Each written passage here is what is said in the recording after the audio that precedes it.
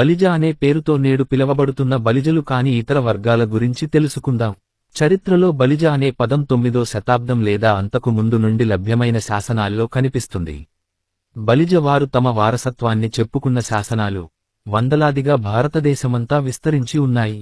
బలిజవారు తాము మనుమ కులస్థులమని ద్రాక్షారామ శాసనంలో చెప్పుకోగా, తాము బలదేవ వాసుదేవ ఖండలి మూలభద్ర బ్రహ్మవంశోద్భవులమని సుమారు 50 శాసనాలలో తెలుపుకున్నారు. వివిధ శాసనాల్లో వివిధ బిరుదులను, వివిధ వంశక్రమాన్ని, తమ క్షత్రియత్వాన్ని, తాము సాధించిన విజయ పరంపరలను బలిజవారి శాసనాలలో స్పష్టంగా చూడవచ్చు. సుమారు 500 పైన వీర క్షత్రియ శాసనాలు కలవారు బలిజవారు. బలిజవారి శాసనాలు చరిత్రకారులనే అబ్బురపరిచేలా ఉంటాయి. బలిజవారు వర్ణశుద్ధ ధర్మ ప్రతిపాలకులు అనే బిరుదు కూడా కలిగి ఉన్నారు. అనగా బలిజవారిలో ఎటువంటి కుల సంకరాలు లేవు. వెయ్యేళ్లపాటు బలిజలు వేయించిన 100 శాసనాలు పరిశీలించినా కూడా బలిజవారికి గాని, బలిజ ఉపకులాలకు గాని తాటి కల్లు తీసే వృత్తితో ఎక్కడా సంబంధం లేదు. బలిజవారికి ఈ సాంప్రదాయ కులవృత్తి లేదు. అందరి కులవృత్తులను గౌరవించాలి, ఎవరి కులవృత్తులు వారికి గొప్ప, ఇందులో ఎవరిని కించపరిచే ఉద్దేశం మాకు లేదు. కానీ ఈ మధ్య జరుగుతున్న కొన్ని దుష్ప్రచారాలు నివారించడానికి మాత్రమే ఈ ఇన్ఫర్మేషన్ ఇవ్వబడుతుంది.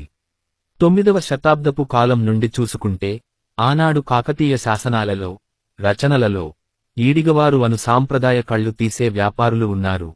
వీరు ఎక్కడ చరిత్రలో బలిజ అనే పదం ఉపయోగించలేదు. 15వ శతాబ్దం ప్రతాపరుద్ర చరిత్రము గ్రంథంలో ఓరుగల్లు కోటలో నివసించే నానావర్ణాల గృహాల సంఖ్య ఇవ్వబడింది. అందులో ఈడిగవారు 3000 గృహమును కలిగి ఓరుగల్లు పట్టణంలో ఉన్నారు.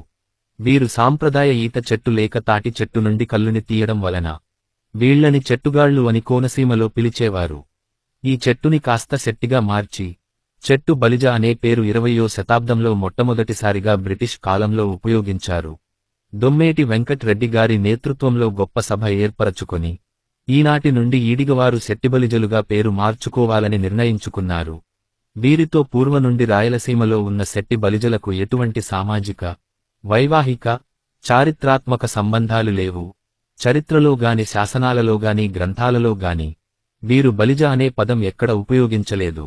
తాము దక్షిణాదిలోని అన్ని రాష్ట్రాలలో ఈడిగవారిగానే చెప్పుకున్నారు.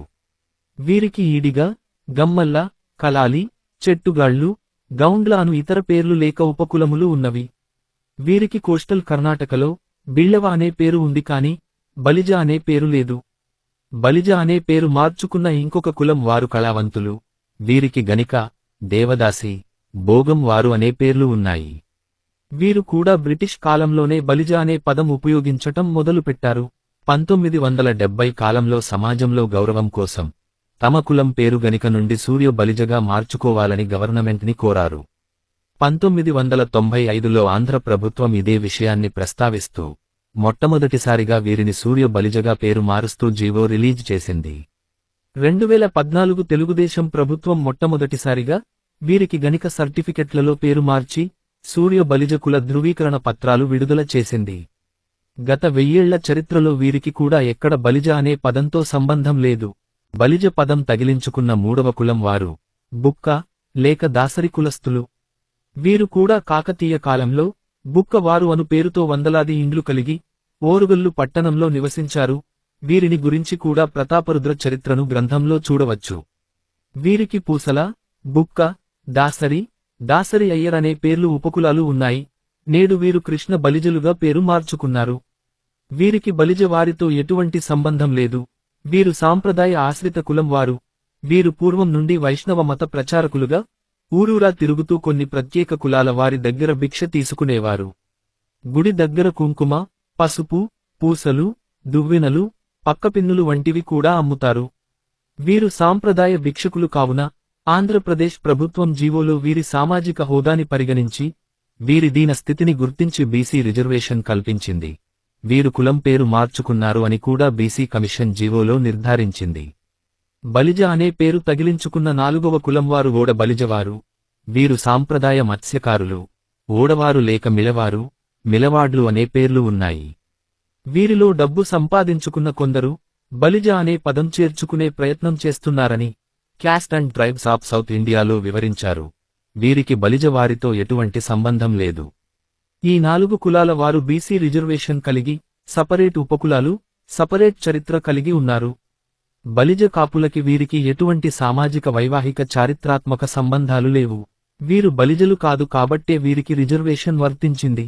ఈ మధ్యకాలంలో కొంతమంది వీరు బలిజ వారి ఉపకులమని, ఈ మధ్యకాలంలో ఏర్పడిన కులాలని దుష్ప్రచారాలు చేస్తున్నారు.